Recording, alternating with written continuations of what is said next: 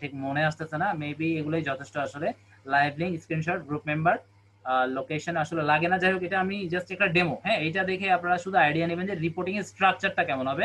লিখার স্টাইলটা এটা সুন্দর হয়নি, বিশেষ করে আমি লাইভ লিঙ্ক দিছি, স্ক্রিনশট লিঙ্ক দিছি। লোকেশনটা আসলে তেমন একটা ফ্যাক্টর না বা ভ্যারি করে না।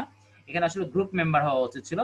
তো যাই হোক, এবার এখানে আমরা এটা আসলে কিসের কাজ করলাম, কারণ বায়ার তো একজনকে হায়ার করে না, অনেকগুলো কাজে অনেকজনকে হায়ার করে। প্রথমত এইখানে কিন্তু আমরা নামটা দিয়ে দিব, ঠিক আছে? কারণ এই নামটা অনেক সময় বায়াররা খেয়াল করে, আবার এখানে যদি নাও খেয়াল করে, সে এখানে যেহেতু আমি খুব বড় করে জিনিসটা হাইলাইট করছি, সে বুঝে ফেলবে যে ও আচ্ছা, আমি এই কাজের জন্য এই সেলারটাকে হায়ার করছিলাম।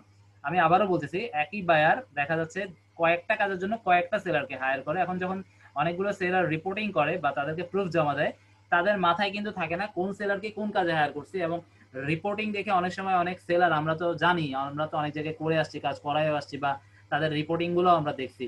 তো তারা কি কাজ করছে এটা আসলে বায়ার যদি ক্লিক না করে লিঙ্ক গুলোতে, তাহলে কিন্তু বোঝার কোনো উপায় নেই, কোথাও লিখেই নেই যে আমি আসলে কি কাজ করছি। বা বায়ারকে আবার ফাইবারে গিয়ে দেখতে হয় যে আমি কি কাজের জন্য তাকে হায়ার করছি।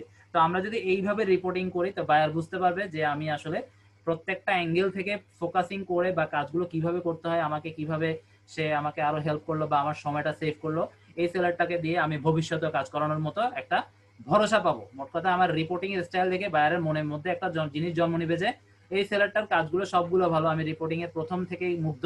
রিপোর্টে এসেও দেখলাম আমার তেমন কোনো কষ্ট হয়নি, খুব সুন্দর করে সবকিছু সাজানো। এটা কিসের রিপোর্ট আমার বুঝতে কোনো কষ্ট হয়নি। এখানে আমি হেডিংটাও ঠিক মতো দিচ্ছি, আবারও বোঝার জন্য এখানেও লিখছি, সবকিছু নিট অ্যান্ড ক্লিন। তার মানে আপনার মনের মধ্যে সরি, বাইরের মনের মধ্যে একটা জিনিস চলে আসছে কি, আপনাকে কিন্তু ইন ফিউচারে সে ঠিকই নক দিবে তার যদি এই ধরনের কাজ আবারও আসে।